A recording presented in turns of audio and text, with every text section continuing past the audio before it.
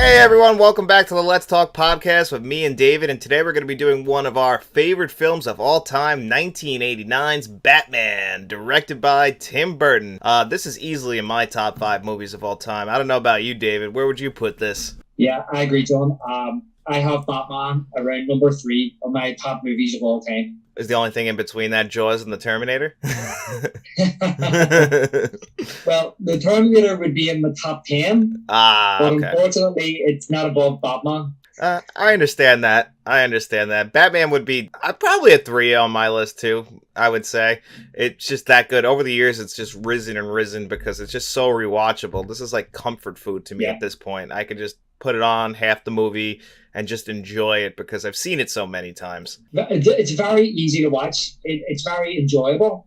It's not overly complicated. No, it's not. It's a very simple tale, and I mean, I wasn't alive in 1989, but I know you were, so you were there for the Batmania. This was essentially the movie that took over the world that year. It was one of the biggest summer blockbusters of all time, building up to the release of it. People were seeing it in theaters like 10 times that summer.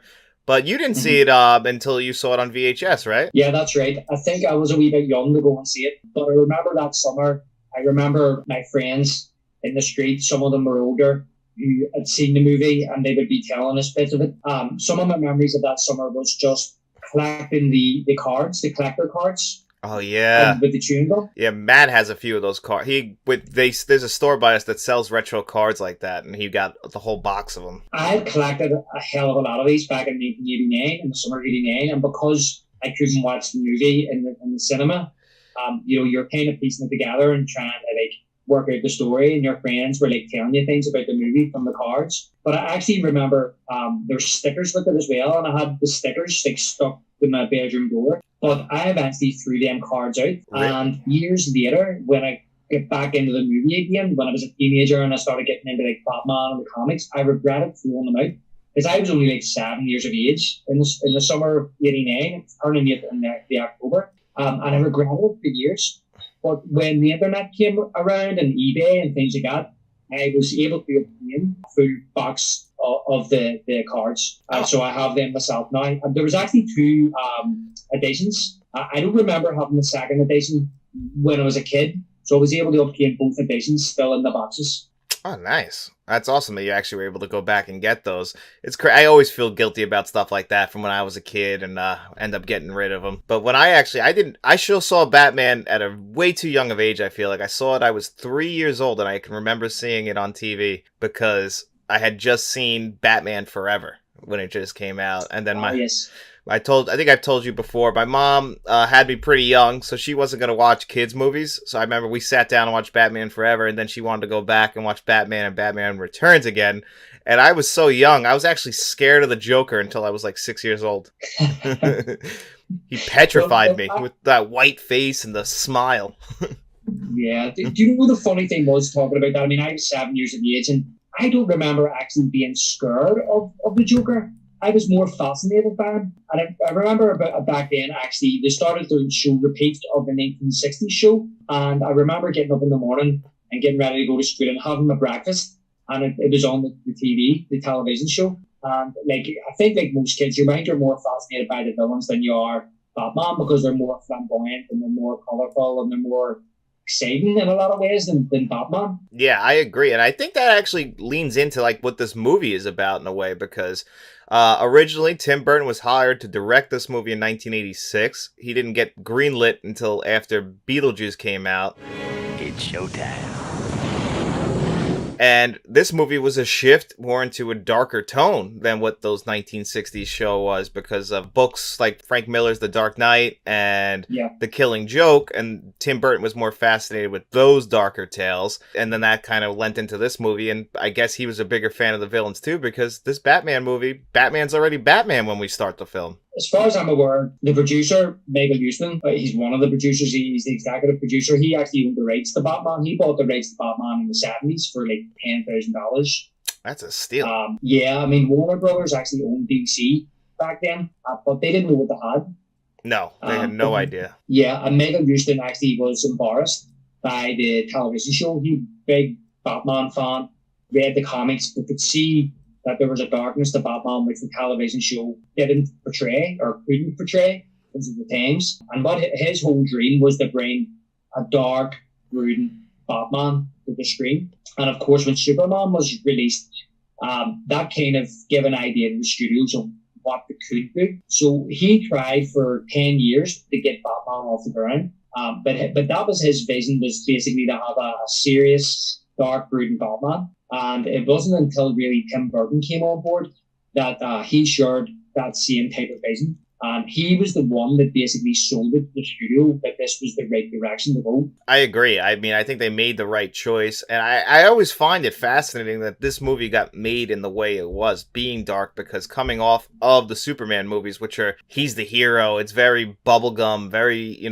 pop, very summer box office-y, where the good guy has to come out on top. Even at the very end of the first Superman movie, he brings the villain, he brings Lex Luthor to jail. The man, then he gives the warden the, Batman is not that kind of character. Batman is very dark. He has a very dark past. He himself is a very, dark individual. And the whole movie, to sell this as a blockbuster, it really is very unique. And I'm actually very surprised that Warner Brothers greenlit it as it is, to be honest with you. I know that one of the first screenwriters on board was Paul Magowitz.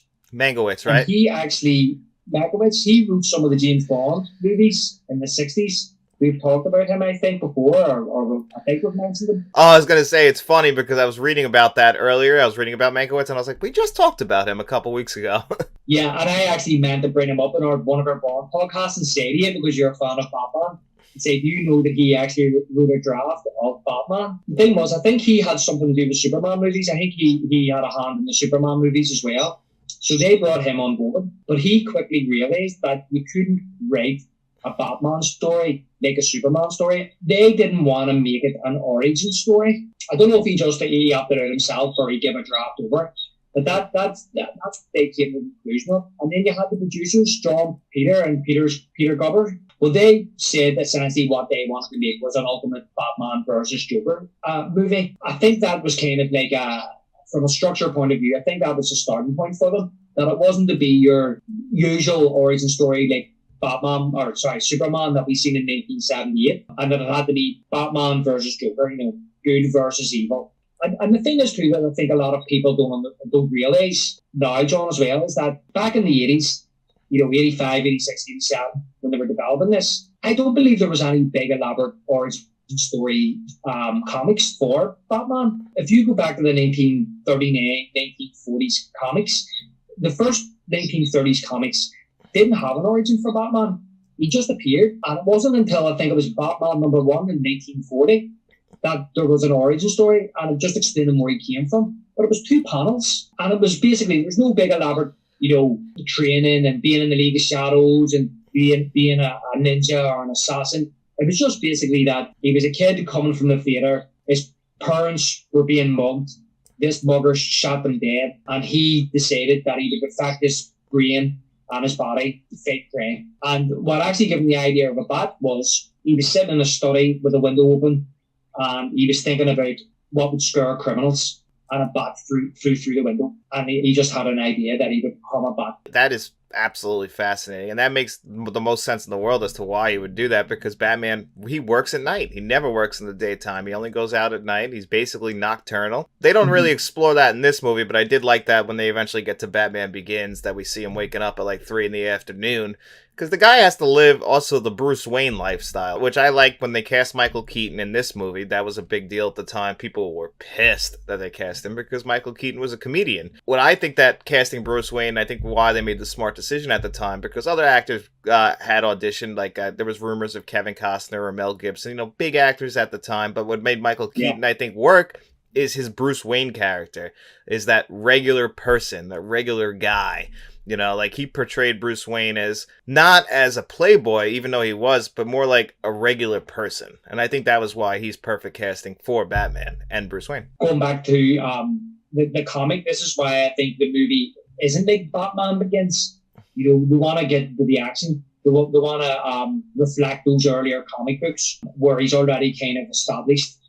He's very kind of primitive. And you're right, the way that Tim Burton has actually and Michael Keaton come up with their Bruce Wayne is that he's not this playboy, and he's more of this kind of outsider. And yes, to look at him, you wouldn't think he's Batman. He has to be put on the suit, and he has to project this persona onto the criminals and the villains as if he's some kind of supernatural kind of entity to terrify them. I mean, like Tim Burton says himself, he says, if he was a muscle-bound type of Arnold Schwarzenegger type of person, why would he have to put a suit on to scare people? He could just, go out into the night and just beat the living daylights out of them. And that actually, you see that early in the movie where he gets taken down pretty early on in the movie, and then they're like, oh, I guess he is human, because they didn't know. Everybody was scared of just a big black bat flying around at night when we first start the film. That, it's just a rumor at this point. He is early in his career, but nobody realizes like that he's actually human. They don't know what he is. Like, we see early on, like, they don't even want anyone printing anything on about him. That's why like Knox is kind of cast aside. Hello, Lieutenant Eckhart. I hear we just had us another bat attack. That's 8 sightings now in just under a month? It's like, come on, a big black bat flying around at night? We don't believe that. Sorry, Knox. These two slipped on a banana peel.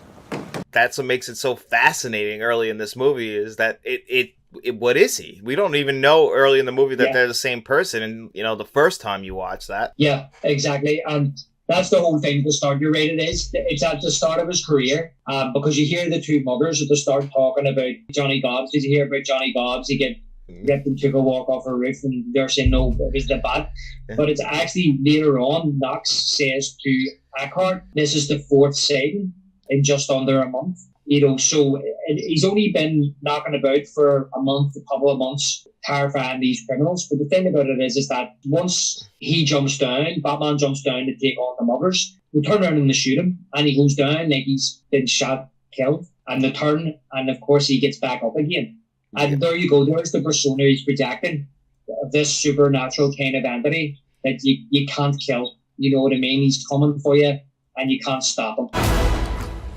I'm Batman. Yeah, he's working, actually the Batman explored this a little bit, but what a lot of it that goes for him is the shock of seeing him. He catches them off guard, the surprise of it, the way he can disappear. He throws the smoke down. Nobody realizes, like, no one sees him come, nobody sees him go. He just shows up, takes them off guard. That's why, like, the fight scenes in this movie aren't the greatest, mainly because of, the Batsuit. But you don't need that because of what he's projecting. He's projecting that fear onto them. They're just all caught off guard, especially early in the movie. The first times we see him, they like, even the first time Jack Nicholson sees him, Jesus! He's like, he can't believe it. Like, this 6-foot bat turning around. Can you imagine? Yeah, and that's the whole thing. It's the theatrics of him. Yeah. Because even the first scene where you see him, and he actually floats down, and it's just the theatrics of him. He's got the wings out and comes down very, very slowly. Now, the muggers can't see him. The audience can, but he's doing it for the sake of, obviously, the audience. But for the muggers, because if they do see him, they'll be, what the hell is that? You just see the silhouette of the wings, and he just slowly glides down. And it's exactly the same when he's in Axis Chemical, as you said about Jack Napier. He's not running along the catwalk, and punching people and kicking them off the edge. And, he's kind of like, there's one stage you see him actually walking along the railings and flicking his cape around. So it's all this kind of illusion and theatrics. And even when he comes in to Jack Napier, now he might have had to get up high to get on that catwalk that Jack Napier was on, but he glides in. And even when he takes the gun out of his hand, the bottom of his mouth is still in shadow. You can't see him. And at first, of course, Jack Napier is terrified because he lifts him right up. Because, like you say, you can't believe what he's seeing. But he catches on pretty quickly. That's suit. Yeah, he really changes his tune from fear to like he gets the one up on him right away. He's like, nice outfit. That classic Jack Nicholson. Yeah, but when he picks the gun up, it turns he's not there. So again, he's like, where Jack thinks, and then he disappears. There's the supernatural element coming in. You see him kind of looking at that. Yeah. Where did he go? Did I just imagine that? Where is he? And I think that's what all works the best for this Batman, is that he just comes and goes and he's in the shadows. Like, we don't know where he is. The Batmobile itself doesn't look like a car. Like, I think that all that stuff works the best for this Batman, for Michael Keaton's Batman. And really, the only origin story we get in here is the Joker, which apparently I didn't find this out until way later, that people were kind of offended that they did that.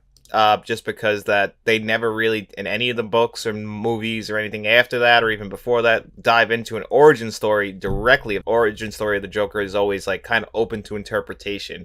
In The Killing Joke, The Dark Knight, he tells multiple stories whether or not that's how he became. Yeah. This one, they created Jack Napier, like that was created for the movie. And I always feel like, to me, this is the definitive origin story of the Joker. Well, listen, for me, it's the definitive origin story for the Joker.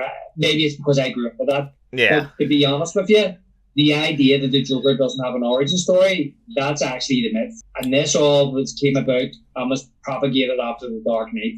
Because the Joker does have an origin story, and the Joker's origin story came out in the 1950s. Maybe it came out in the 40s, but Batman's didn't come out in the original comics till a year later. The Joker had an origin story in the 50s. It was updated in the 80s with The Killing Joke, which came out, I think, in 1988. And that is exactly the origin story in Batman, is inspired by both them origin stories. That is the Joker's origin. So it's not until The Dark Knight came out where they created this character for that particular movie, and it worked for that movie, that you didn't know where he came from, you didn't know who he was, he wore makeup, he had a Chelsea smile. That is the myth that he never had an origin, because he didn't have an origin. I like him having an origin story, though. I really do. Better be sure. I like that we know him before the Joker and after, and what caused him to become the Joker. And I especially love it in this movie because essentially they created each other, you know, like you made me, I made you. I love that tie. And I've seen complaints about that, like in the sense that like his parents are supposed to get killed by Joe Chill. I think that's who it is in the comic books. And then in Batman Begins, it's Joe Chill again. It's not supposed to be Jack Napier. It's like, it feels like it was made for the movie to have them tie into each other. I personally love that decision. I don't know how you feel about it. No, I love it. I've seen over the years, John, as well, is that the problem that people have with this movie is, the Joker shouldn't have an origin. Why not? Makes more sense to me. The Joker comes from somewhere. Someone's bound to know him. Someone's bound to have an idea who he is. It's more fantastical that nobody knows who that guy is. You know, it's more fantastical to me that somebody would know or notice a guy with a big scar in his face. You know, how could he hide during the day? Where does he go? Where does he sleep? Someone's going, what does he eat? Yeah. You know what I mean? And I know I'm being a wee bit pedantic, but to me, it makes more sense to me that the Joker should have an origin. The idea that he killed Bruce's parents for this particular movie makes perfect sense to me. It makes sense to me that this is the reason why the Joker is Batman's arch nemesis. Exactly. It makes sense why they would always be going back and forth with each other. And a little Easter egg in the movie, I'm sure you noticed, is like when Batman gets the file on Jack Napier, the younger picture is sitting there on the left. So he could have actually solved this way earlier than he actually ends up solving it, which I always thought is really funny once you notice that. Yeah, and I noticed that a few years ago myself when I was watching it on the Blu-ray or something. I was like, there's a young picture of Jack Napier just hidden under. You can see the top of his head, a bit of his eyes. Yep. But what I like about them being he who made me and I made you, it just makes it a more complete story. Mm-hmm. It makes it more self-contained. And that's what I actually like about this movie. It's a self-contained movie. You don't need anything outside of it. You know, it's like, for example, the Joker dying at the end. That's one of the places I wanted to ask you. That's another bit of internet controversy now. The Joker shouldn't have died. Batman doesn't kill. Why did they kill him? So how do you feel about the Joker dying at the end? I was fine with that. I actually didn't even know. Like, I am a huge Batman fan, but I'm not a big comic book guy, if that makes sense. So I came to Batman from the movies. Like, my first interactions with Batman were through this and the animated series. So Michael Keaton's killing people. Joker's not the first character he kills in this movie. He kills other people, and he kills a lot of people in Batman Returns also. He always was killing. It wasn't until, that's another thing that the Dark Knight started, and then people started getting offended when Batman started killing in Batman versus Superman. But I was like, does anyone remember Michael Keaton? Because he was murdering people, and I had never had a problem with that. And I actually thought, seeing it, that made perfect sense for him to kill the Joker. Like you said, creates a contained movie. We get a finale to this movie. We don't have to worry about him coming back in the sequel. That's it. He's dead. He solves this whole problem in one shot. This is, we close the loop, essentially. Yeah, exactly. In Batman's defense, yes, he did indiscriminately kill some of his goons when he went into the chemical plant and we dropped the bomb and blew it up. Even at the parade, when he started machine gunning some of his goons either side of him, and then he did attempt to actually shoot him in the face and missed for some reason. In regards to killing the Joker, I never, even though he was in the bell tower and he says, "Then I'm going to kill you," I actually don't think that when he touched his foot to the gargoyle, that he was intending to kill him. I agree. I think what he was doing was he was just trying to stop him from escaping. So happened that the gargoyle ended up coming off the ledge of the cathedral, and it pulls him off the rope ladder, and he falls. So I don't think, even though he did attempt to kill him before that, like rolling the Axis chemicals up, like trying to shoot him in the face, and saying that I am going to kill you, when the Joker ultimately dies, Batman inadvertently kills him. I think ideally what he was trying to do was stop him from escaping. Now, let's just say he fell from the rope ladder and his foot was still attached to the gargoyle, attached to the cathedral. He would have been just left hanging there. And then that's the question. Would Batman then have just thrown him off the edge, or would he have just let the police come and take him away? I don't think he would have killed him in cold blood. I think, like you said, it's more like if he's not going to feel bad about him dying, but Batman still's not the kind of character to walk up and just cold blood shoot you in the head. That's just not the kind of character he is. But he's not going to feel guilty about it. But he's also like, if he can prevent you from dying and, work with the Gotham City Police Department and Gordon and everything like that, I'm sure that he's more willing to do that and assist the police than, because he wants to be, yes, he's a vigilante and, the police have a file on him. Like in this movie, it's still early, so they're not exactly working with him. They see him not as crazy as the Joker, but he would rather than perceive him as an ally than an enemy. So that's really what he would rather go for. So I'm sure he's not going to go and intentionally murder people. But if it happens, he's not going to feel guilty about it either. But you actually look at the movie as well, is like the first scene, he doesn't kill anybody. He's actually trying to get the word out. I'm not going to kill you. I want you to do me a favor. I want you to tell all your friends about me. He's trying to terrify criminals into not carrying out criminal acts. He doesn't kill any of you guys, and it's all hearsay about Johnny Gobbs get ripped and people walk off a roof. Now, we're assuming that Batman threw him from the roof, but that's not necessarily so. No, he could have seen, Batman could have come down stern, and he fell off the roof, or he run and or jumped to get away from him. And then when he's in Axis Chemicals as well, again, he actually, I think you see him knock a goon out, back punch. Yeah. And then he actually shoots one of the goons with his grappling gun or some kind of device and hangs him from the ledge. Yeah, he's screaming, "Let me down! Let me down!" He's just swinging back and forth. Yeah, I love that. And then he comes walking out and Commissioner Gordon's like, "Oh my God, you can't believe it either." Yeah, I love that. Actually, speaking of Commissioner Gordon, there's two characters in this movie that I feel like that they end up developing a lot more in future movies and even in the animated series. And one of them is Lieutenant Gordon and Alfred. I feel like their performances in this movie are not essential to the plots really as other movies are. I was just going to go back first of all to saying about Axis Chemical, about not killing. So even Jack Napier, when he knocks Jack Napier off the edge of the ledge, he tries to save him.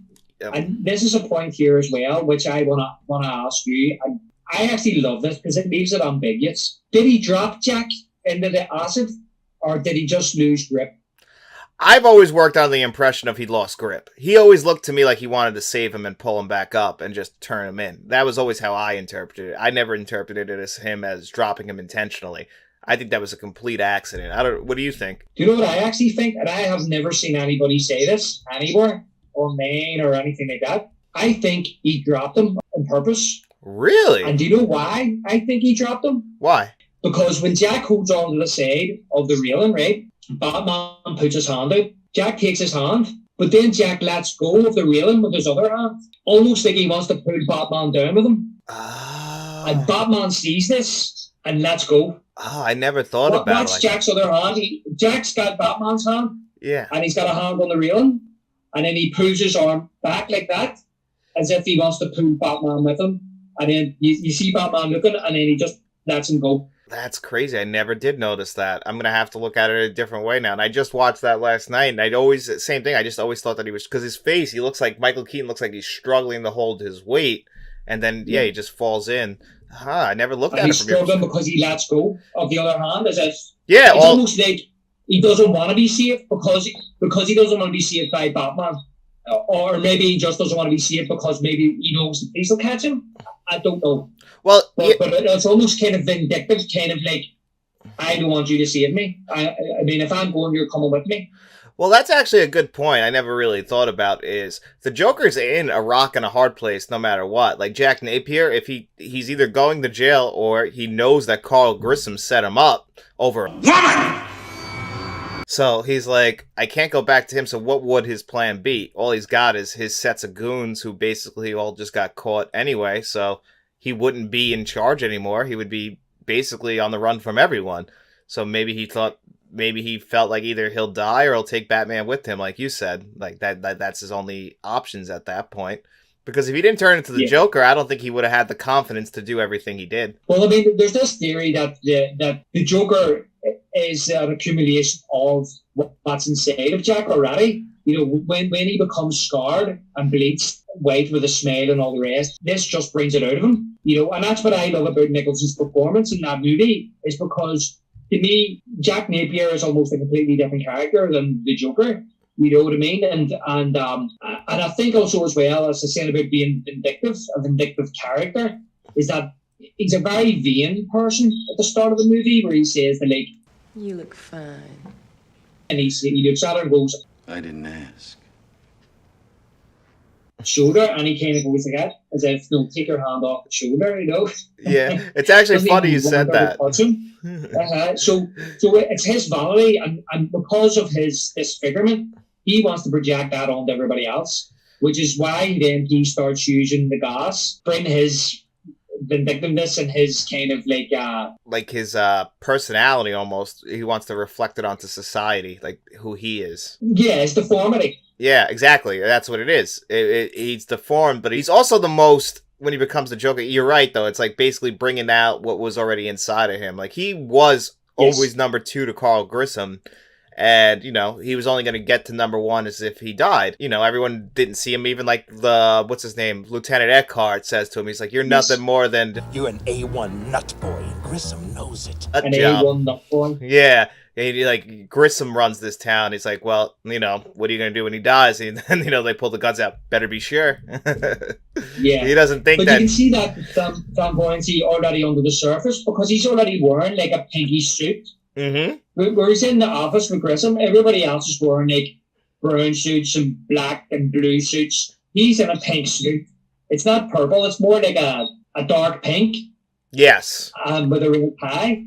And he's already kind of flamboyant as it is, but he's a wee bit more kind of colder, a wee bit more controlled, a wee bit more kind of calculating. And I would say when he's the Joker, he's still very calculating and cold and dangerous, but he's very over the top. You know, it's different. It's a different kind of persona. He's essentially mad. You know what I mean? He starts off the movie, he's a psychopath. When he's the Joker, he's still a psychopath, but he's a manic psychopath. Yeah, he's more controlled. You're able to control him. He's more like, you know, he's a psychopath, but he's still able to, like, Carl Grissom still has him under his watch. You know, he's not in charge. He's still doing somebody else's dirty work. He doesn't have that confidence, that flamboyancy to be the leader. But no, once he gets dropped in those chemicals and all that stuff bubbles to the surface, that's it. Nobody can stop him, actually. That's it. He's not even just trying to, like, take control of Carl Grissom's crime organization. He wants to take over everything. That's his ultimate goal, is he wants to be number 1 in charge. Yeah. He's like that. He doesn't care about society anymore. But he wants the society to reflect him. Mm-hmm. You know, he doesn't want to fit into society. He wants to create society, so society fit in with him by deforming the paintings and things like that. And deforming other people, like Alicia as well, when he deforms her by throwing the acid in her face. Yeah. He makes her into a living he wants to become the world's first homicidal... Fully functional homicidal artist. That's his goal. That's actually one of my favorite scenes in the movie, where she takes off her mask and, like, you know, And then she looks, he's like, I know Picasso, but do you like it? Like, Do you like it? yeah. It's not like that, well. He's like so proud of what he's done. Like, he's like, come on, like, you know, you're an artist yourself. Like, this is just new art. Like, you should be able to appreciate it. Like, because he appreciates all like insulting our photographs. Crap. Yeah. Crap. Until he gets to death, and then he's like, oh, you know, now this. That's good work. That's good work. But that always actually raises my one question, because this is my biggest flaw with the entire film, actually, is Gotham City. It seems like it's not a part of the rest of the world. You know, it feels like it's living in its own area. Like, everything, it feels like everything's stuck in time, except for the cars. The cars are like late 1980s cars. But everything else. And the televisions. Yeah, the televisions are still very 1980s. But all the architecture, all the city, everything feels like it's stuck there. And then she works basically for Time Magazine taking pictures. But how does she not know who Bruce Wayne is? Vicky Vale. Bruce Wayne. And what do you do for a living? That's the one. I can never understand how she never was able to figure out who Bruce Wayne is at the beginning of the movie when you work for Time Magazine. Yeah, do you know what? I've seen people say that recently online, like, how does nobody know who Bruce Wayne is? The only thing that I can think of, because I'm trying to defend the movie because I really enjoy the movie, and I like Michael Keaton's Batman and things like that, and it's a good joke at the start of the movie where she's kind of like asking Michael Keaton, do you know which one of these guys is Bruce Wayne? And he's like, well, I'm not sure, which is a funny joke. I mean, who is Bruce Wayne? I mean, in essence, Bruce Wayne doesn't exist anymore. It's Batman that exists. You know, Bruce Wayne is the cover. You know, he's Bruce Wayne's the disguise. Batman is the real person. The only thing I can think of is that, I mean, in the comics, and I know a lot of people, especially back then, had made the comics, he left Gotham for like 10 years and trained and perfected his body and got all these martial arts. So he was away for 10 years. And the only thing I can think of is that over the time he's been away and came back again, I mean, he's Batman. He's probably broke into Gotham and Globe and stole anything that any information they had on him. And she went in with a spade, and she was like, who is this guy? You know, there's no pictures, there's no photos, there's no nothing. Who is he? And Knox is kind of like, who cares? Because he's kind of like a recluse. You know, he's not out there in the news every day. He's not out there and like socializing with all these socialites or whatever, and having different women hanging off his arm and Gotham Globe taking loads of photographs of him and things like that. He wants to stay hidden. He wants to be in the shadows. He doesn't want people to know his business. He wants to stay low key. And some people might find that odd in themselves, but when you look at Michael Keaton, you don't think he's the type of guy that's going to go out and put on a suit and beat up criminals. But at the same time, too, when you find out he is Batman, it does kind of make sense that somebody like him would put on a suit and would go out and fight criminals. I mean, he's got the means to do it, that's for sure. He's got the money. He's, like you said, he's a recluse. So, like, people aren't out in the city. Like, when he goes to Gotham later in the city, like, people aren't, like, running up, like, oh, that's Bruce Wayne. So he's definitely not as popular. Like, he seems like more like a regular rich person, but Wayne Enterprises does still exist, and Wayne, you know, all that stuff, but he does just kind of blend in, because how many billionaires do you actually know off the top of your head? So it's like, if he's just a regular billionaire, many people probably wouldn't know who he looks like. He's not like the Playboy where he's front page news like he would be in the Dark Knight franchise. But again, it is different times, because even though the film was made in the 80s, you're right, they created a world where you can't just kind of pinpoint exactly what era it is. You know, different times back then, John, you know, television, you only had so many channels. Yes. And if you wanted to learn the news, you had to watch the news at a particular time. There was no 24-hour news channel. There was no smartphones. There was no internet. You know, people weren't always glued to their phones and reading stories about, take, for example, Elon Musk or whatever, very high profile. Is he a billionaire or is he a trillionaire? I don't know. But he's very high profile, and people are writing stories about him all the time. But back then it was different. If you had a newspaper, you maybe read the newspaper during the day, and you didn't even read every story. You just maybe flicked through it and picked out a story that you were interested in. You know, it wasn't constant. This type of information wasn't constantly being put in your face.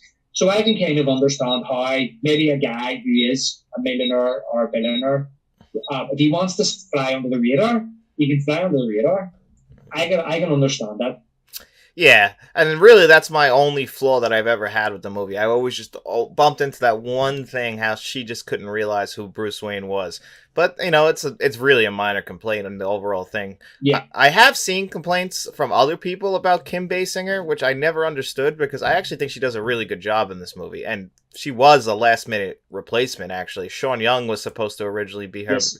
but she got hurt in a horse riding accident, and Kim Basinger was available, and that's really how she got the job. And I personally, maybe it's because I've just seen this movie so much, I can't see anyone else but her in that role, and it's probably Yeah. my favorite time with Kim Basinger in any film.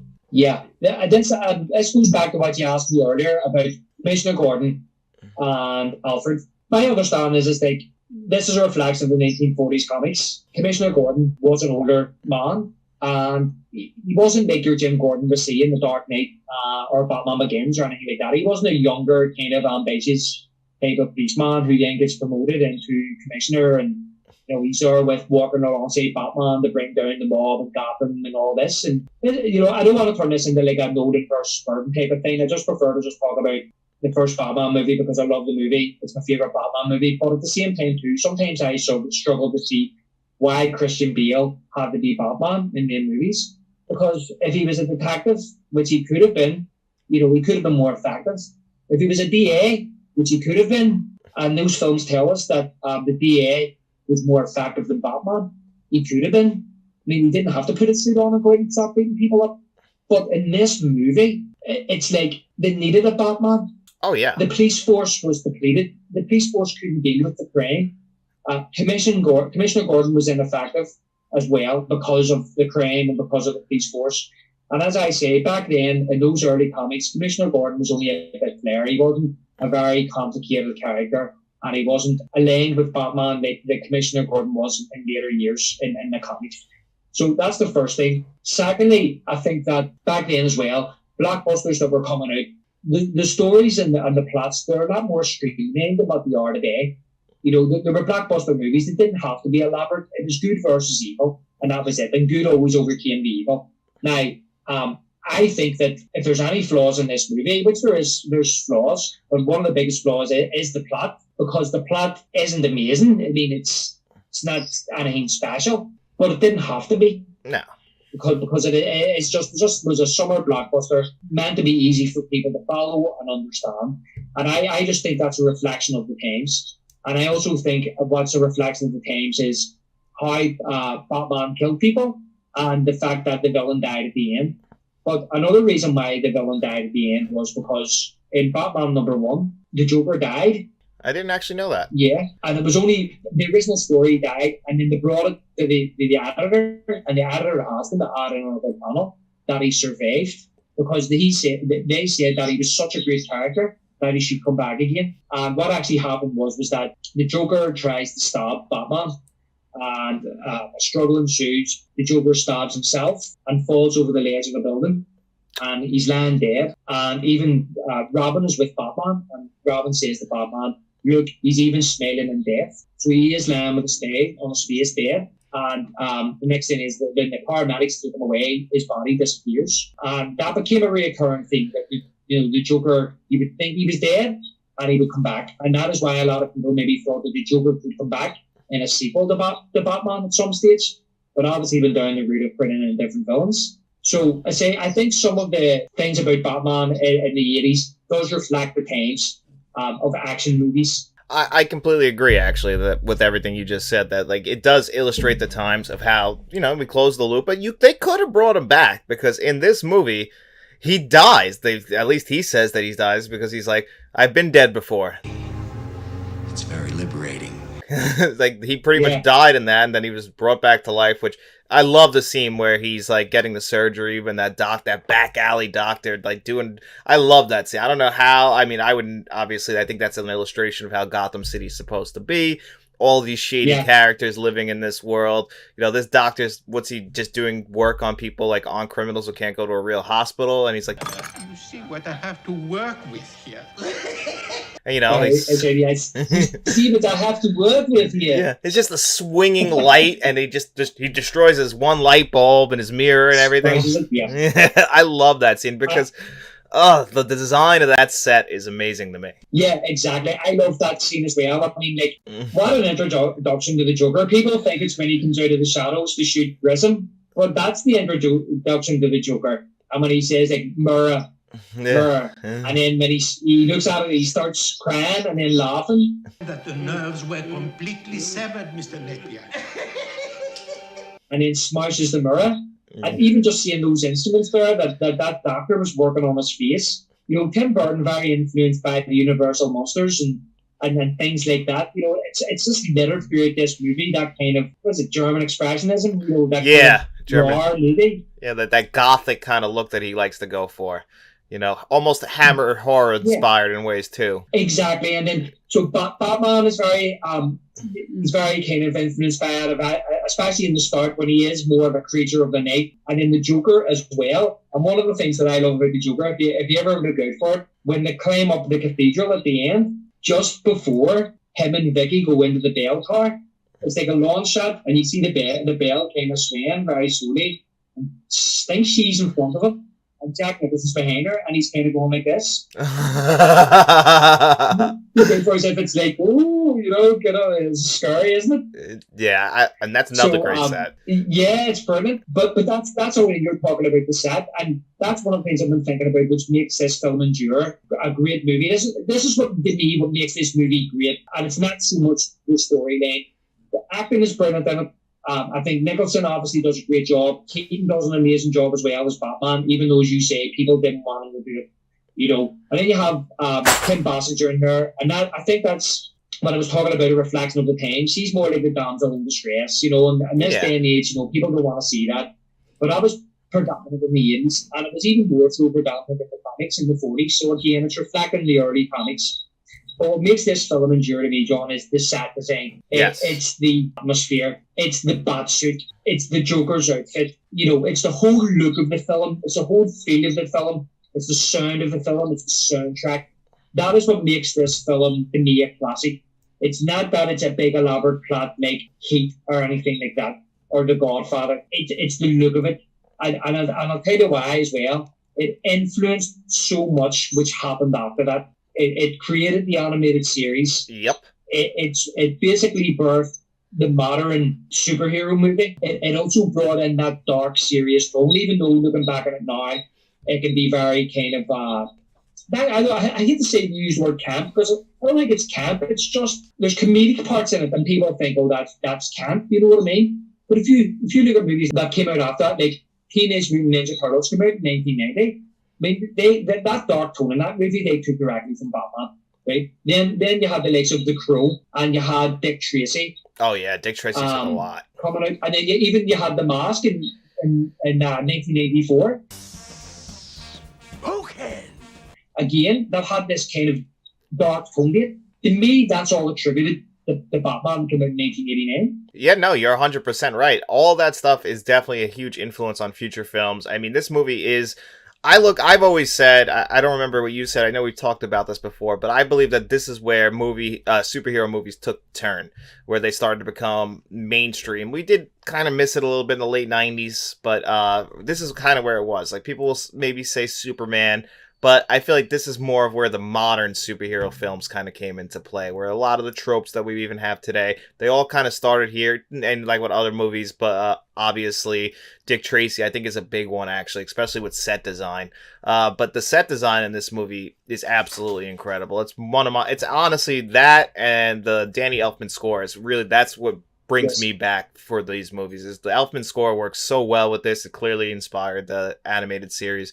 But the set design, that they built this set in Pinewood Studios, they built this whole thing. This is a real living city. You only see it at night. Any day shots, it's cloudy out, it's overcast. You're just leaning right into the style of what this movie is. The bat suit is that thick black rubber. I mean, the only thing that has color in this movie is the Joker. That's what makes him stand out as this very eye-popping thing. He's wearing always his hair is the greenest Joker hair up until we get to Jared Leto. You know, like, he's still wearing nice suits. He just kind of, like you said earlier, he just started leaning into what his style already was. It all just comes bubbling up. Like, he gets more and more like, yeah, he just wore that dark pink suit, But now he's got the hat. He's got the green now incorporated in everything. You know, it just all works now, and that's all part of the production design. And I just love the production design of this movie. That's really, for me, that's what makes this stand above the rest. This is personally my favorite movie when it comes to set design. Yeah, that set they built at Penguin is unbelievable. It's amazing. And I think we talked about, I mentioned to you before, that I haven't seen anything before that, and I never have seen anything since that even comes close to it in relation to any type of movie. And to me, that's what makes this, as you say, stand out. That's what makes it a classic to me, and that's what makes it actually endure. And as you said about the Joker, he stands out even more then because he's wearing these flamboyant purple suits with the blues and the greens through it, and even the orange his shirt as well makes it stand out even more with the blue tie. Yeah. So yeah, all that's brilliant. That's to me why I keep revisiting it. It's just fun, you know what I mean? It doesn't have to be. It's not overly serious either. It's serious to a point, and it's just fun to watch. Yeah, and as you say, sorry about the production design as well. When you look at the likes of that Batmobile, to that day, people will tell you that that's their favorite Batmobile. 100%. 30 odd years later. Oh yeah, 100%. That is definitely the best Batmobile we've ever gotten. And the Tumbler, I mean, is nice and everything, but this one is by far the best. And I think it's just built on a Chevy Impala body, which I don't see it at all. But you know, the only thing that always stands out with the Batmobile, where I could tell it's a real car, is the hole in the seat. The head cushions always stick out to me. I don't know if you've ever noticed that, because my parents have had cars like that with that headrest, and I'm like, it always stands out as being, I can tell now that they built that with a Chevy Impala body, but that is still the most iconic Batmobile. No Batmobile has ever even come close to that. It's incredible. I actually think that they had two of them, and one was built on the Chevy and one was built on a different car. There's not that big on cars. I don't know much about cars. But I remember there's a documentary actually on the Dark Knight Rises Blu-ray, and it just talks about it's just about the Batmobiles. They actually said that the guys that actually built it, they were British, because obviously they filmed in Britain. I think the lights came from a Peugeot. One of the guys says he was looking for the right lights, and his wife had a Peugeot, and he seen the shape of them, and they would fit the front of the Batmobile. So he actually painted them yellow and put them in the front. And I think he said the backlights are from, is it a Porsche? Okay. Backlights, the round ones, the red round ones. And he said he was driving through London one day, and there was a London bus sitting, and he seen the petrol tank, you know, the gas. The Americans call it gas, we call it petrol over here. Oh, okay, that's funny. So I didn't want to say gas tank, so I was thinking, talking about gas tanks now, talking about Jaws again. Yeah. But it was the petrol cap for the bus, and he thought that would suit the Batmobile, so he went and got one of them. So it's a London bus petrol cap where they put the petrol in. The funny thing was, they said that when they sculpted it, Tim Burton came in and said, "Where's the door?" And they realised they hadn't put a door in the car. So they come up with this idea that the top would slide down and he would get in like a cockpit or like a plane. But the thing was that when he get in with a suit, his ears were too big. So when it closed on his ears. So for the scenes where he's actually in the car, they had to make a specific curl where the ears were like a quarter shorter or 3/4 shorter than a normal batsuit. That's funny. That explains why you never see the top of it, or at least you don't notice it as much. That's funny. One thing I wanted to bring up to you, because this gets a lot of controversy on the internet, and they make sure they bring it up in Batman Returns. How do you feel about Vicky seeing the Batcave? Now, this never bothered me, because I saw this from such a young age, so I didn't, you're a little bit older than me, so maybe this is something that stood out to you. But for me, it was no big deal. Yeah, no, I agree. It's no big deal. It's really weird, because it could be just because, I watched this movie when I was 8. So, I mean, I've been watching it ever since I asked in the last podcast if I watched Jaws once a year since I've first seen it. Probably not. I may have seen Batman once a year since I first seen it when I was 8. Maybe it's because I've seen it at that age, a lot of this stuff doesn't bother me, because to me, it's almost like a stage play. It's just very much a closed loop of a movie. Like, I don't know. I'm sure that they had plans to make sequels and make money. They had tie-ins and everything like that. And then once we get to Batman Returns, they wanted to go more kid-friendly, and that's how we end up with Batman Forever and Batman and Robin.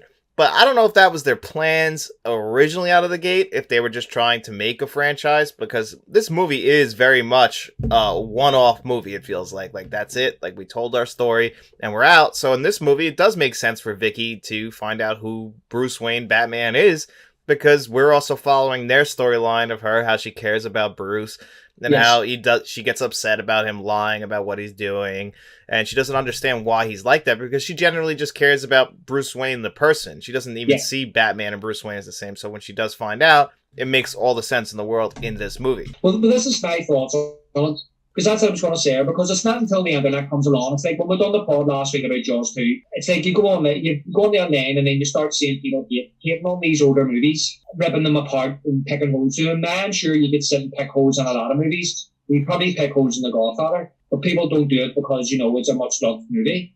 So a lot of that stuff, it kind of got me thinking about, is there a reasonable explanation? And sometimes people will just pick holes for the sake of picking holes. And the thing is, nowadays, like, I just feel as if audiences want to be spoon-fed every single little detail, especially when I watch the likes of like the Nolan trilogy. You know, he has to explain every wee tiny detail, even down to the point of, oh, can you turn your head?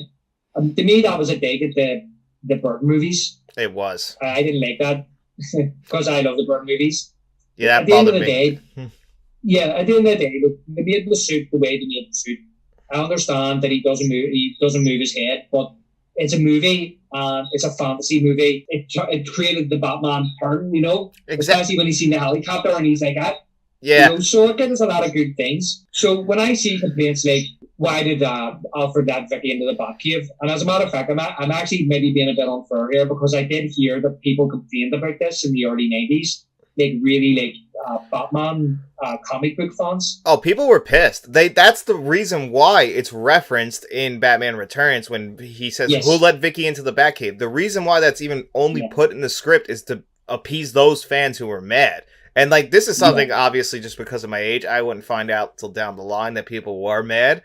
You know, really, when I started finding all this stuff out was before The Dark Knight came out. As I started doing my research on Batman and Batman's history. So I did a deep dive into, you know, one of my favorite movies ever, Batman. And I was just reading about how people perceived it at the time. And I mean, people were mad, which really surprised me. I didn't know how much people were into the comics, and that would be like a betrayal to them almost. The reason I was saying about that, I actually just started looking again, thinking about it, you know, about is there a reason behind this and people need to be spoon-fed, is because before she goes into the Batcave, she already knows she's Batman. She has already worked it out. And that is why. Because the penny drops when, well, first of all, Bruce goes and visits her to tell her that he's Batman. Okay? Classic scene. And he had a... Now you want to get nuts? Come on, let's get nuts. Brilliant scene. You want to get nuts? Yeah. Come on! I love that. That's just that's when we get to see Michael Keaton, like, be Michael Keaton. I feel like he has in every single one of his movie contracts that he has to have a scene where he just loses it for a second or two, because he did another movie, I believe it was 93, My Life. Really sad. But there's a scene in that movie that is so out of place. It's just Michael Keaton doing that Michael Keaton thing where he just, like, gets his voice high-pitched, and I'm like, doesn't fit here. But in this movie, it works perfect. Yeah. and I'm near certain that he asked to put that in the movie about him saying, do you want to get nuts? He actually asked to do that. Yeah. I feel like it feels like a Michael Keaton thing. Like, come on, I got to do this once. I'm very down and dour throughout the entire movie. Let me be Michael Keaton for a second. Why is Jack always get to be nuts? Can I not be nuts too? Yeah. They're like, well, that's Jack Nicholson, and he's the Joker, so it makes sense. Never rub another man's rhubarb. But it's like, but I'm Michael Keaton. I'm known for doing stuff like that, too. You ever seen Mr. Mom? Did you ever hear the story that Keaton tells about he was going to work out for the movie and get a wee bit more buff? I haven't heard that. Did you ever hear this story? No. he was on a talk show a couple of years ago, and he says that he actually was working out in his dressing room. I think he had weights and all put in there. And he was working out. He says that he felt like he wanted to build himself up a wee bit to be Batman. And he says this was during filming. And he says one day, he says when he was working out, Jack Nicholson come walking past and stopped, just looked at him. And he stopped and looked at him. And Jack Nicholson says, what are you doing? And Michael Keaton says to him, I'm working out. And Jack Nicholson says, Why? And Keaton says, I don't know. And he says, Nicholson just looked at him and then just turned and walked on. Oh man! And he says after that he stopped working out. I love Michael. I love their relationship. Actually, I have a really funny story that Michael Keaton told about Jack Nicholson. Also, you know how Jack Nicholson loves sports, right? And you know he actually had in his contract that he got off for all the home Laker games. I guess he'd fly back to LA for the Laker games because he's just that big of a Lakers fan. But he loves sports in general. And Michael Keaton was saying, you know, he's in the chair getting his makeup done. Jack Nicholson walks in. Morning, Keats.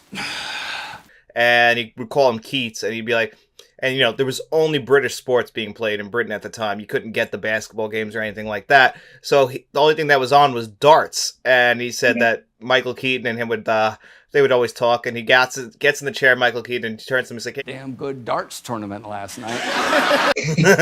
That's right.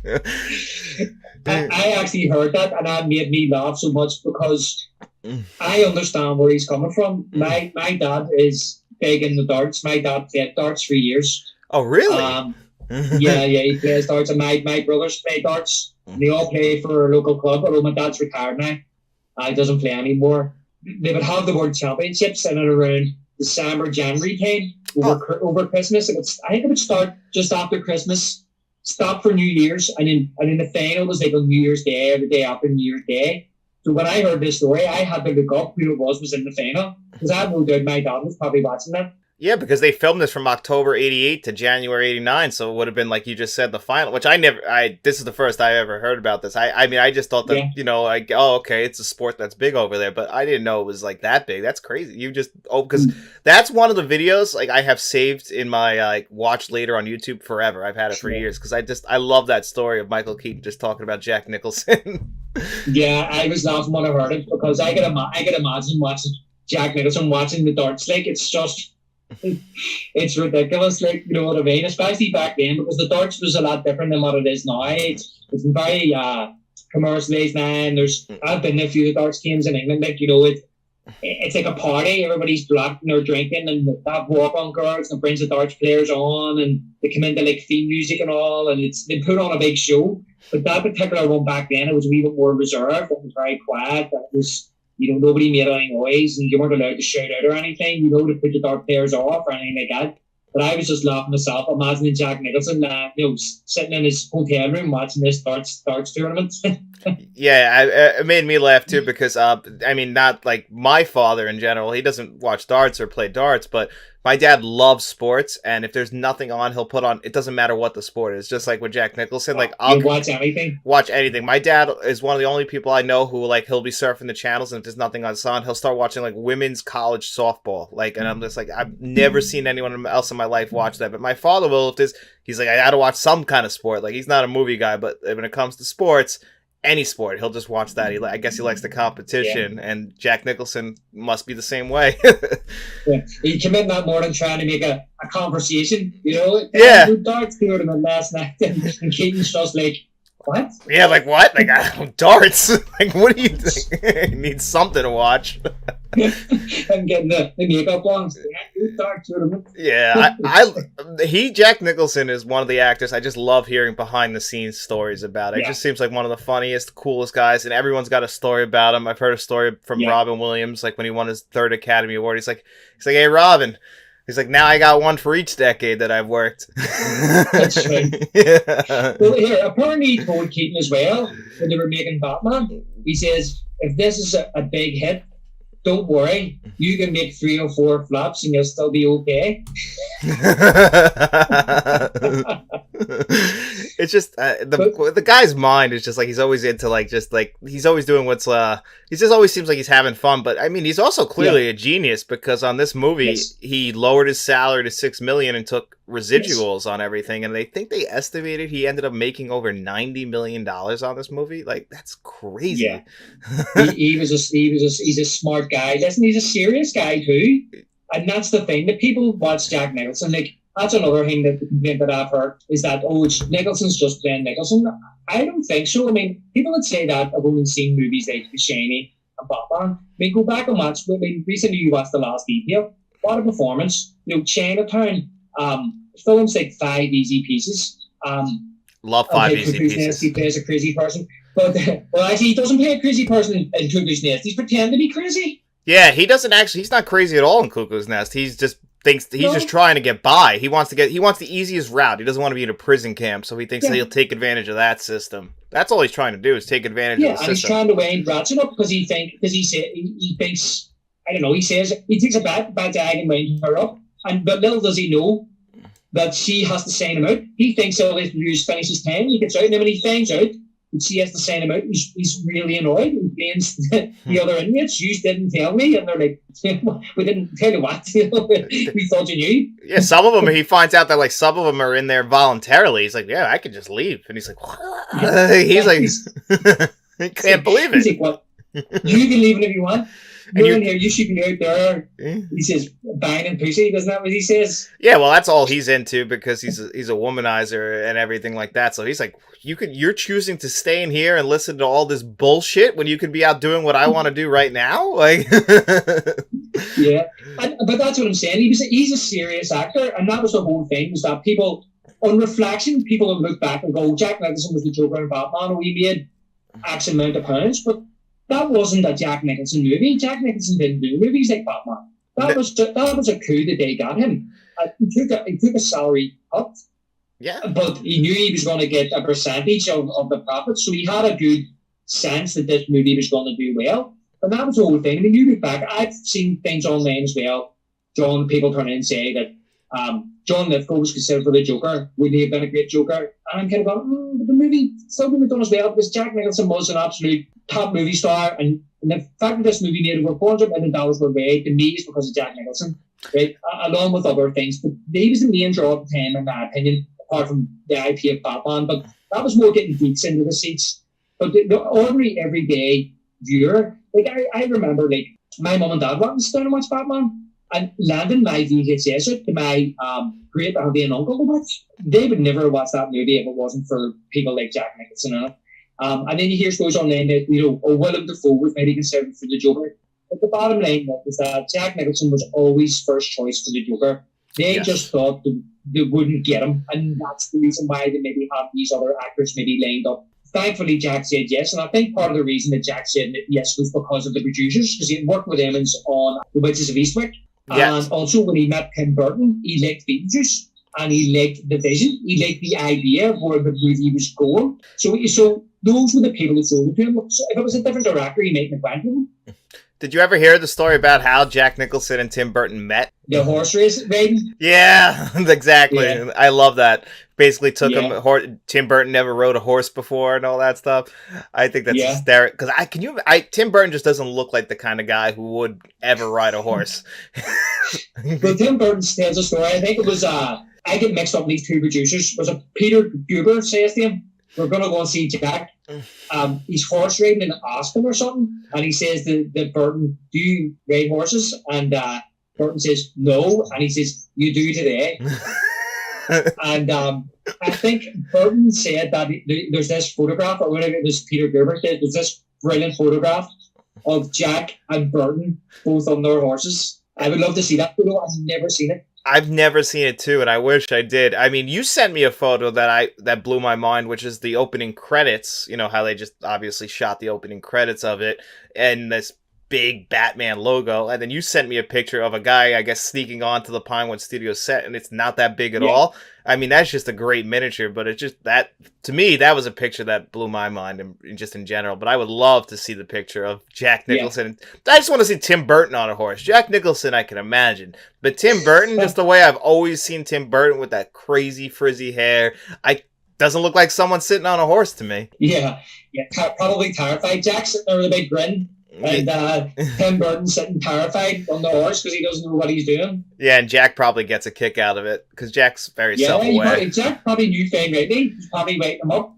But I know what I would love. I have a series of books here, like the visual history, E.T., Close Encounters. What other ones is there? I really, really want them to do a visual history of Tim Burton's Batman, even if they've done Batman and Batman Returns. I really want a visual history of them two movies, but mainly the first one, because see the behind the scenes photographs of that movie. I can't get enough of them. Like you saying, the sets, the actual costumes, all of it's beautiful to me. I just really, really love it. Yeah, there's not enough behind the scenes on this movie, which is mind-blowing to me because it was so popular at the time. The behind the scenes stuff that we have, the stuff that came out, that's still getting produced, I think came out on the original DVD release, and that's still what they're recycling.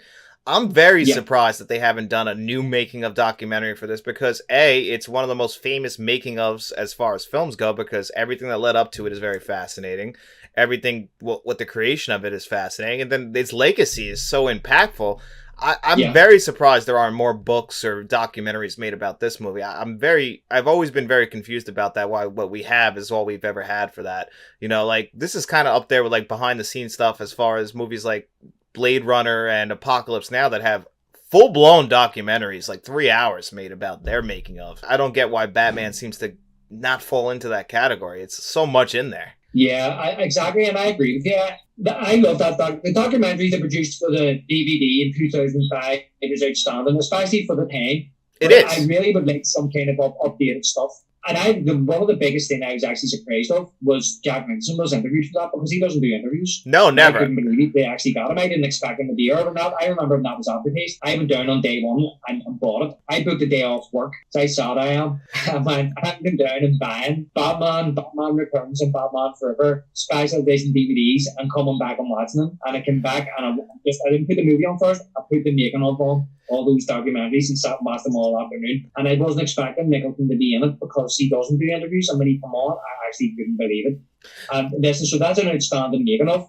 But you're right, I would make more of a modern kind of making of a retrospective, even done in the style of like, I mean, we have got things like Never Sleep Again and things like that. And I would like something done like that. I mean, they just came out with a documentary that's about the making of the 1990 It series. What's the matter? One balloon, not enough. Which is, popular.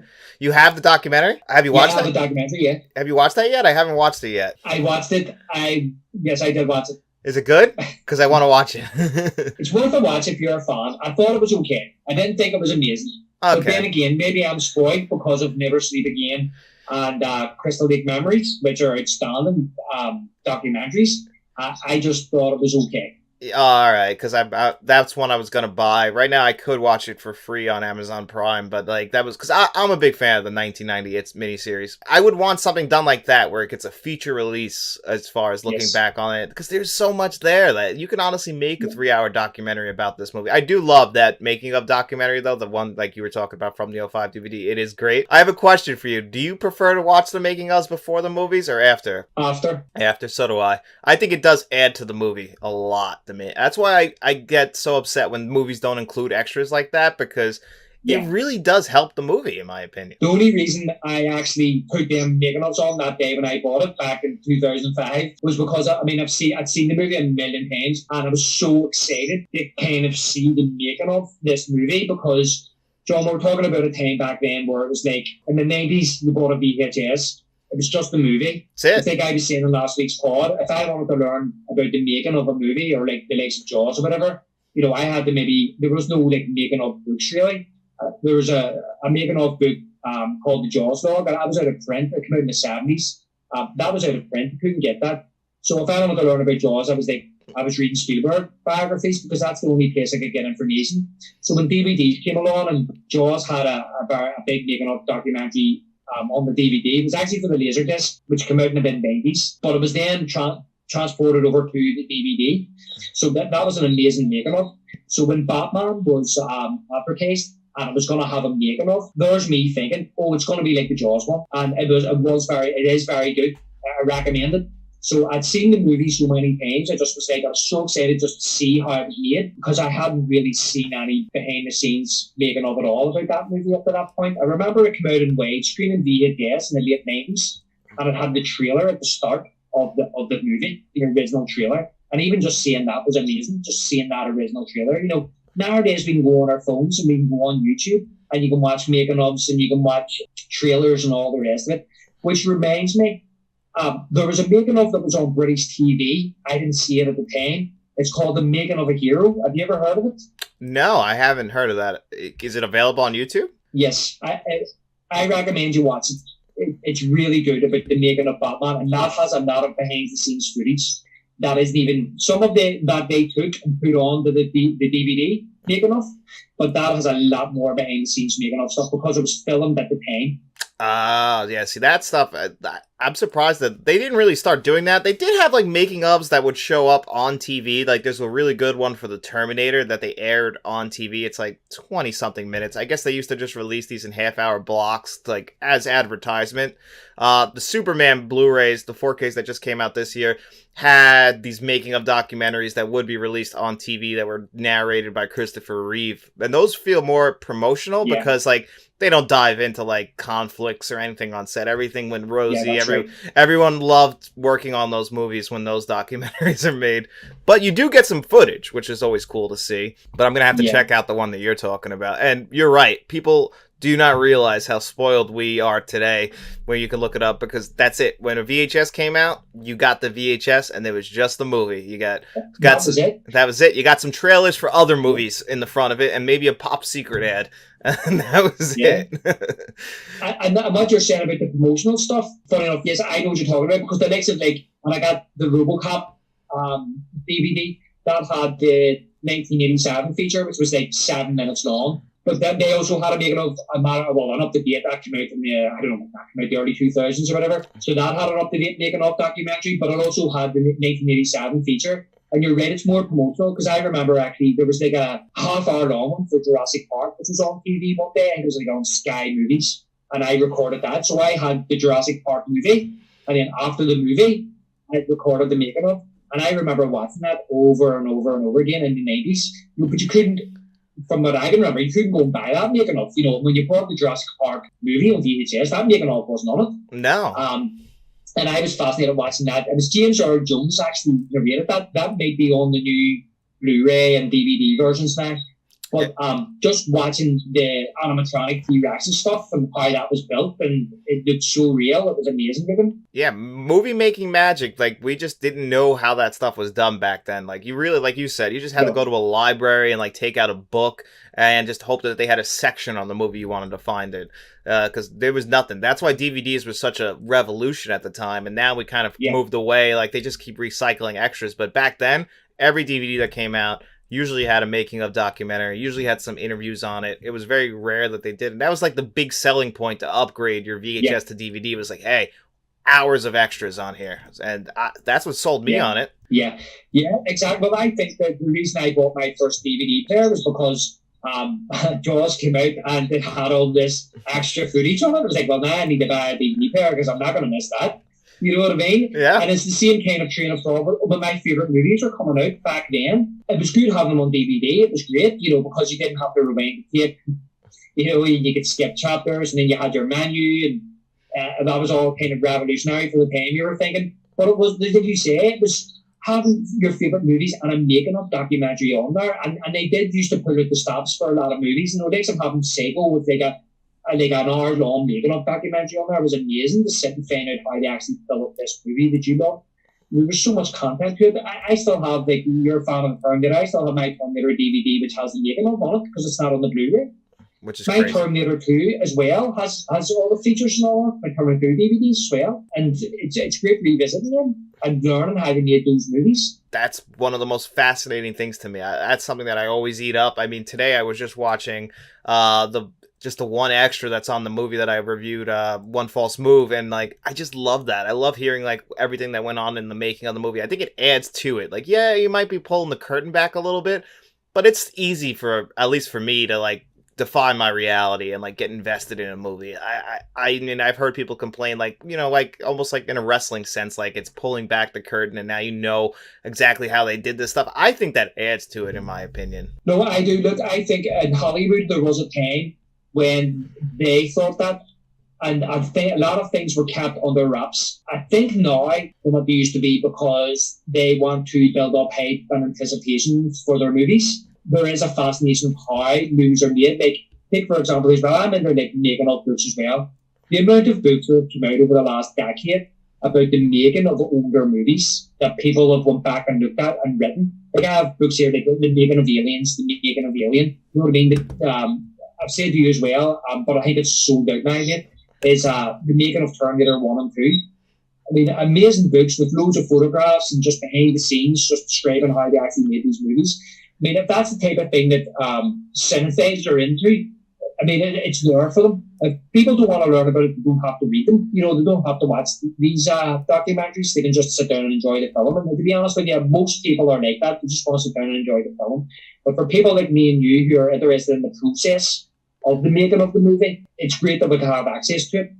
Yeah, I think it's exactly, just give the option. You don't have to. If you're one of those people, like Matt never liked extras, he never cared for them, but I was always the one. It didn't really matter what the movie was. I just always wanted to see how it was made. I was always fascinated, just because even if it's a bad movie, like what caused that movie to be bad? Like what happened in the creation process of that movie that it fell apart so badly? Because I don't think anyone ever goes into a movie like with bad intentions. I'm sure there are, but like where it's a cash grab. But I think the creators, that they don't want a movie to turn out bad, but something happened along that line that caused this to come out in this condition. So I'm always been fascinated about what that cause was. Yeah, I just want to go back to what I was saying about Vicky Vale in the Batcave, because we got really sidetracked there. I give them a point about saying that she already knew, and this is one of these internet rumors or whatever people say, like, she Alfred just let her in. Okay, maybe he shouldn't have let her in. In my opinion, she worked it out.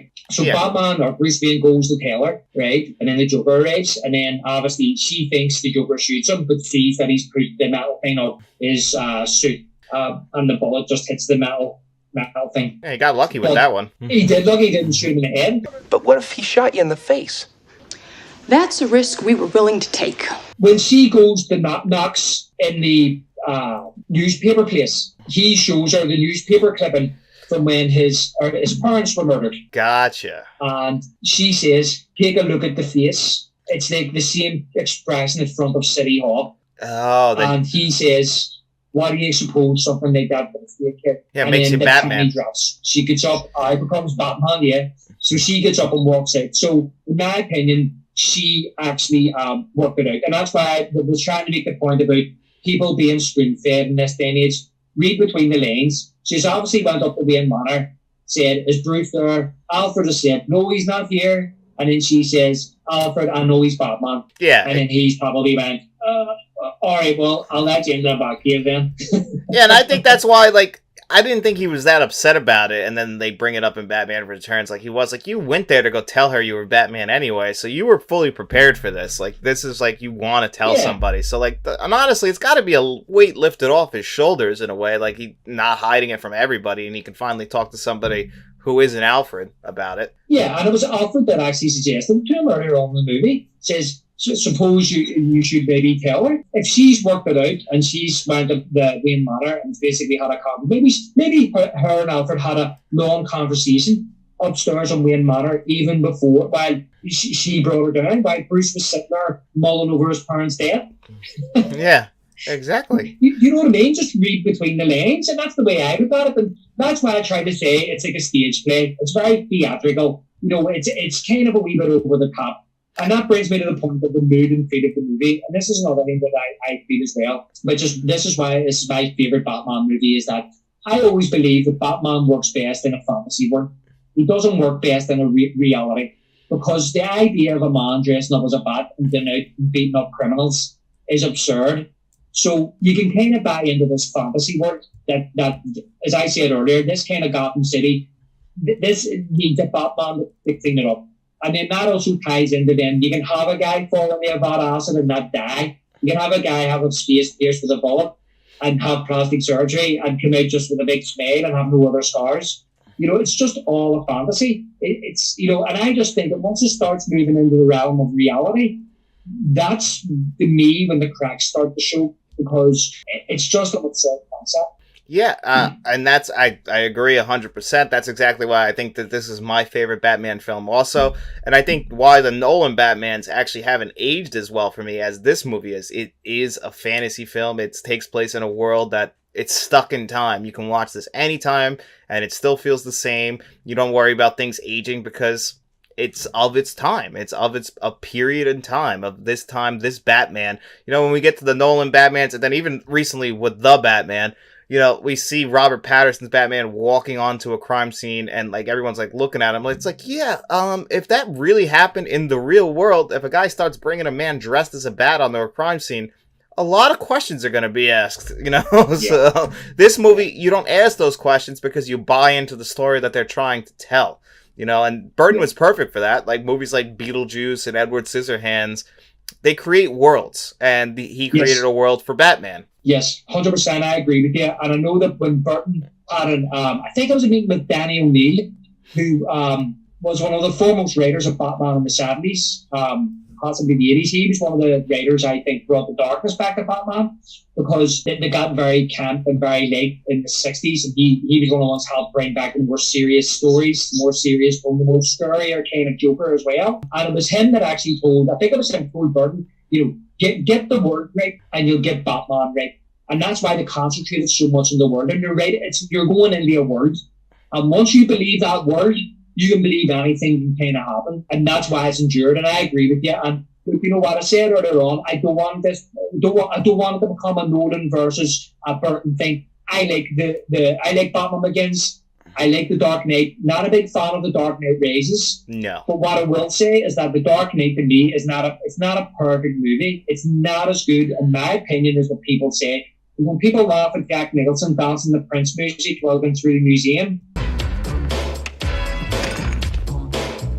I find it absurd that a man dressed in a bat costume is beating people up in a nightclub. Yeah. It doesn't work for me. Why is he in a nightclub? Why did he have to be in a nightclub? Why could he not have grabbed him when he walked out of the nightclub?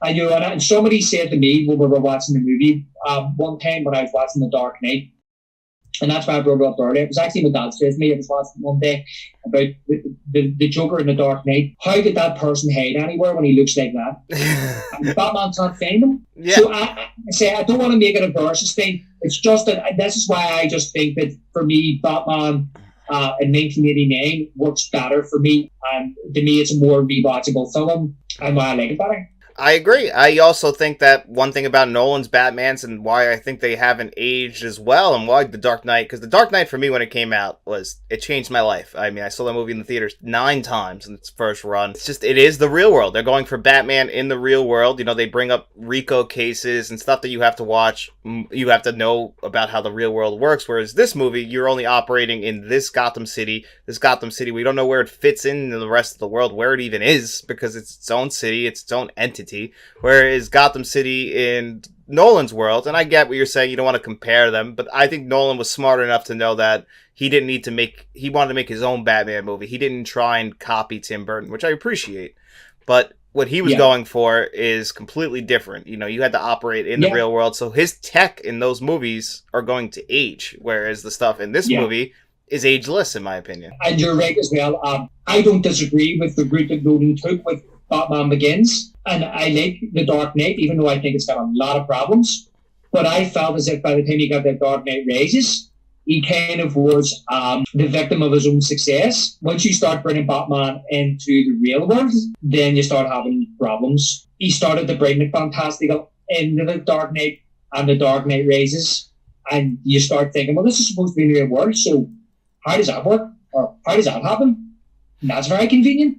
Yeah. Whereas in a fantasy world, you don't have to worry about that. Exactly. And I think that's he started to trip himself up by the time he got to the third act of The Dark Knight and The Dark Knight Rises. Well, that's actually my biggest problem with The Dark Knight is its third act, and then The Dark Knight Rises, I have just issues for days. And then I've heard people defend it as, well, he's Batman. It's like, but they didn't set that world up for, oh, he's Batman. They set it up as he's a real person who decides to be Batman. So that doesn't work in the world that Nolan has created. That works in the Tim Burton universe, though, is that he is Batman, and you could buy into that. You could buy into, like you said, we are already bought into a guy falling in a vat of chemicals. We don't know what the chemicals are. We just know that it's a big green thing of chemicals, and that whatever that chemical is, it killed him, and he came back with no skin tone and green hair, and that's who he is.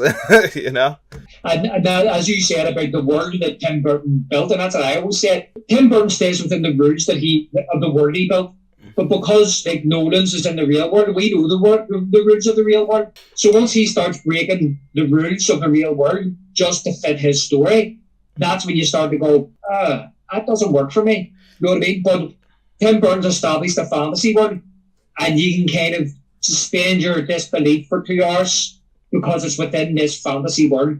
One of the things Tim Burton said as well about because it had to have his Batman had to have some kind of groundedness to it, you know, because it is a guy who doesn't have superpowers and he put the suit on and he goes out in the night and he beats criminals up. He got a few gadgets. One of the things he actually said was that they give the gadgets, he says, enough clunkiness that you could believe that it's something that somebody would build and it would work. So when you see like the grappling gun, you know what I mean? You see the batarang when he takes it out and it flips open. All in theory. Wouldn't work. But you believe the work because, as he said, there's enough kind of like clunkiness to it that you could believe somebody would make that Batman and he would throw at someone and it would work. That's a very good point that he made about that. And it's the same that I said earlier about the Batsuit. That Batsuit, like we all know now in hindsight, with our making of documentaries, is that he didn't have much movement in the suit. He was very claustrophobic and stuff like that. But the way the film was shot, the way it was edited, you could believe that Bruce was inside that suit and it protected him from damage and it gave him a bit of power that he could take on these criminals and knock them out or beat them up and tie them up or whatever it is he needed to do to these criminals. Yeah. The editing is so great that they're able to cut around certain things. And like in the Dark Knight films, it's a different style. They wanted to see the full fight scenes. You wanted to see Batman throwing every punch, every kick. Whereas this, you know, we kind of get like glimpses of him fighting, but it's edited to a point where you don't see too much. You know, everything's kind of done fast. You know, he's kind of like throws some blocks and that's really it. You know, a couple kicks and punches, nothing too over the top. I think by the time we get to 2008 and then The Dark Knight Rises, you know, people want to see more, whereas the editing works perfect for this film. Speaking of the fights, and this is another nitpick that people have online as well. This is just turned into nitpicks from Batman, and we're gonna iron them out. Yeah, we're gonna fix the problems that people have with this movie. Yeah, people are gonna say, "Listen, them guys were right. We're gonna look at this in a completely different light." So when he gets up to the top of the cathedral, and he's fighting the big guy with the glasses. And he's beating him up with the sunglasses. He's beating him up, beating Batman up. And people are like, how did Batman get beat up by him? But they seem to forget that Batman has just been in a plane crash and he persevered and went up loads of steps to get into this bell tower. But I was always of the opinion that actual goon was based on Mike Tyson. Now, I have never ever heard this anywhere. I think it was because this was 1988-89 and Mike Tyson was the heavyweight champion of the world. And that goon is throwing punches like Tyson, big combinations like Tyson does. So it's kind of like them saying, this is Batman versus the heavyweight champion of the world. Yeah, if you ever played the game Mike Tyson Punch-Out too, you know, he's very hard to beat. Tyson couldn't even beat him. No. And he played it. There was a video of him playing it recently and he couldn't get past the first guy. Which is crazy because I think that's Glass Joe or something. It was something very easy with the first. I can't remember what the first guy's name was. But yeah, no, I agree. I think it is Mike Tyson. And I could see that. I also love the Joker. The fact, again, another thing you have to buy into, and you should buy into. I mean, he became the Joker pretty fast, and he was able to get a whole line of cars and outfits together for all of his goons, which I absolutely love that. So, I mean, come on. If you're going to poke holes like that, like, there's plenty of holes to poke if you want to poke them, but I just don't think that that's necessary to the movie that they put out. I think the movie itself works pretty much perfect, in my opinion. I mean, I get that there's holes, like we both said this before, like if you want to look for the flaws, they're there. I think the movie's aged great, in my opinion. I think it's aged better than most Batman movies have. You know, it's way better than anything that came out on the 60s show and the 60s movie. I just think it's overall one of my favorite films. I love this movie. I watch it all the time. I will continue to watch it for the rest of my life. It's one of those cornerstones in my film history and just in my life. It's a movie that I just constantly think about. No, listen, I totally agree with that. I've been the same. I think I said before, John, is I actually seen it in VHS. I think it was that autumn of 1989 because I think I was too young to go to the cinema. I actually have memories of my parents bringing me to see Honey, I Shrunk the Kid. And I think that was the appeasement. They couldn't bring me to Batman because I know that it tortured them to bring me and they didn't bring me. And then it came out in VHS. But that following October 1990, I was bought that VHS by my brother for my, must have been my 9th birthday. And I still have that VHS in the attic. It's in a box in the attic. And I remember a couple of years then in the early 90s where I stopped didn't watch it, and then I revisited it again. I was around 14 or whatever. Ever since then, I watched it. I've watched it at least once a year, and it is just one of my favorite films. It's the type of movie that it's like a comfort film. You know, you've had a bad day, you're feeling tired, or you're not feeling well. You can fire it on. You don't have to pay too much attention to it. I'm always entertained by it from start to finish. And all those elements we talked about earlier on, about the set design and the costumes and the Danny Elfman score, Jack Nicholson's performance, it just entertains me no end. And that's what I also want to say as well when we talk about it being a fantasy movie. And that's one of the things that I actually miss about the Joker ever since this movie. And it's not that I want a carbon copy of Jack Nicholson, because nobody to me could do it like Jack. The Jokers that we've had since, Heath Ledger, Jared Leto, Joaquin Phoenix, and I haven't seen the Jared Leto one. It's bad. What I loved about this Joker was the gags. We lost the comedic element of the Joker, I feel like, once we got to, like, I mean, there's some comedy with, I guess, with all three of them. I mean, Jared Leto went way too over the top, and it's ridiculous, and I don't recommend watching any of his stuff. I think it's pretty bad, to be honest with you. But if you look at it just what Heath Ledger and Joaquin Phoenix, it's all really solid. It's just different. I think Jack Nicholson is still the best Joker, in my opinion. I think he's perfect. He is perfect casting. The only Joker I wish we could have seen, and the time has passed, and I hope they don't do it, is Willem Dafoe. I think could have been a good Joker. Yeah, I've seen people talk about Willem Dafoe playing the Joker. The ship has sailed on that one, unfortunately. I think he's in his 70s. And, you know, Jack Nicholson, I never noticed as a kid, but, like, as I've gotten older, I noticed in the beginning before he puts the makeup on, he is definitely a little bit older in age, and, like, he's a little heavier, and you can kind of notice it, but I never noticed it until I was, like, in my mid to late 20s. I don't know why. I feel like I noticed, like, people's age now as I get older. Like, I watched, you ever see my Cousin Vinny? I haven't actually. Well, in that movie, Joe Pesci is, in real life, he's, like, in his 40s, and Marissa Tomei is, like, 23. Never cared about their age difference. But then I watched it the other day, and Joe Pesci looks like a man in his late 40s, and I'm like, yeah, I can notice the age difference now. You know, the funny thing is, it's like you're saying, or it's like the older I'm getting, is like older movies that I watch. Some people are in these movies, and the media always do older men. But now I'm reaching their age, and they don't look like older men anymore. It's really weird. They look their age, or they're starting to look younger. I'm getting older. No, the opposite. Maybe it's like I think as I approach them, I start noticing their age, like even Bill Murray, and it's like I start noticing their age because I'm noticing the age on me now, and I guess I'm like looking like I think I'm trying to find comfort in aging, so I'm looking at them like, oh look, they're still doing it at their age. Well, the thing is, Nicholson actually would have been even more perfect as a younger man because he was slimmer. Yeah, he would have worked out so much better as a younger man. He just, 1988, 89, and, we know about Jack Nicholson. He had some miles on his body. Oh, yeah. Yeah, he's a party man. Oh, yeah. That's why that song fits out perfectly for him by Prince. And that's the thing, too. I actually think that his version of the Joker, in my opinion, he had the right balance, you see. He was scary and sinister when he had to be, and dark when he had to be. But he also had that comedic element to him, where he was a wee bit unpredictable. From when he falls in the vat of acid to when he gets to the cathedral, he's still developing. And I feel as if he's only the fully formed Joker when he's in the cathedral, because he has the acid flower, he has the long gun, and when he gets punched, he has the chattering teeth. Yeah. Which come out of nowhere, like, where's the chattering teeth come from? And then when he's on the ledge, he's got the hand that comes off when he says, lands you a hand. Then when he finally falls off the cathedral and he's laying there, he has the laugh box. I loved it actually how he dies and he's still smiling, just showing that, like you said, now he's just the full-fledged Joker. That's it. Everything's a joke to him. Even like he's getting his ass kicked and he can't stop himself from making jokes. You wouldn't hit a guy with glasses on, would you? Huh?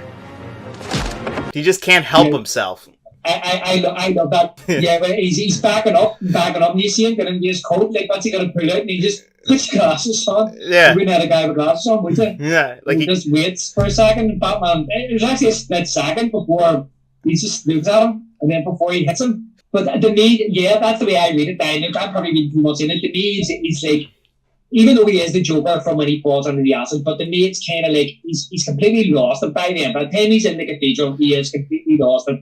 And he's pulling out all the stops, and he's a showman, and that's what the Joker is. He's a clown. He's a showman. Like, he even standing on the ledge when they've got the spotlights up there and he's sticking his backside out and wiggling it down at the police and things like that. I mean, it's just so entertaining. Yeah, and that's just... For me, it's more entertaining than any other Joker. I mean, you can pull as many Jokers out that are scary as you want, but the Joker to me has to be sinister, but yes, he has to be entertaining as well. Yeah, because, like, Batman's already got enough dark mood for us. It's fun seeing him go against somebody who is... Because he's dark, and Batman himself, he's a very dark character, but he's the hero. So he's not a white hat-wearing hero. He's not he is a showman in his own way, but it's very dark. Whereas the Joker, he's the evil character, but he's not a dark evil. He's dark in his own way. It's sick. It's psychotic. It doesn't make sense for what he's doing. He wants to be the showman. He's going for laughs. That's what makes it work out perfectly. He's like a stand-up comedian. He wants the laughs. Like, I mean, he shakes a guy's hand and electrocutes him to death. And he's like, your friends, you know, they're real tough people. Like, he's always going for the gag. That's right. He says, one got a little hot under the collar. Yeah, he's white. He's like fanning him as he's like electrocuting and dying. And then he talks to the dead body after they all leave. Like, that's what I mean. It's the absurdity. It's of the character, and that's what keeps me entertained throughout. There's only so many times I can watch somebody do a pencil trick. You know, the first time it's shocking. The second time it's alright. The third time it's meh. You know, kind of a one-trick pony in a way. Like, you know, I like this Joker's tricks a little bit more. They're a little bit more funny and entertaining. I still think this is the best Batman movie. And I think that anybody who's interested in comic book movies, that they should go back and revisit this if they haven't seen them. If you're into Marvel, if you're into the modern Batman movies and you haven't seen this one, definitely go back and watch it. And I also recommend Superman as well, because they're the movies that actually started it all. Like, to me, Superman 78 is the godfather of superhero movies, and Batman's like the Goodfellas, I suppose. That's a fair way. That's a fair way of actually looking at it. Actually, like, yes, The Godfather really started the mob movie trend, but Goodfellas did it cool, you know. Whereas Superman is like, you know, it's got the tropes, but it's got all the clean tropes in there. Whereas when we get to Batman, it's a little bit more darker and sinister and kind of molding into what it would become today. It's starting the mold. It's a bit quicker as well, a bit more style about it, and very stylized. I mean, like, and I would say to anybody, if you're into comic book movies, watch some of the movies that came out after that. The likes of we mentioned earlier, like Teenage Mutant Ninja Turtles and The Mask and The Crow. Obviously, I know The Crow's got a major following. Like, you know, it's a very big cult movie. I love it. It. One of my favorites. But all I'm saying is that those, to me, are the comic book movies that we used to get few and far between back then. You know, we didn't get them oversaturated every summer. But those are the ones, to me, that were the building blocks to where we are today with comic book movies. Yeah, I would think that we actually ruined comic book movies, but that's a story for another day. I think we just watered down the entire market on superhero films. We got to pull it back, I think. But anyway, guys, Thanks for being here with me and David on an episode of the Let's Talk podcast, Talking Batman. We'll be seeing you guys again with another film in a few more weeks, and we really hope you enjoyed this one. We'll be seeing you around.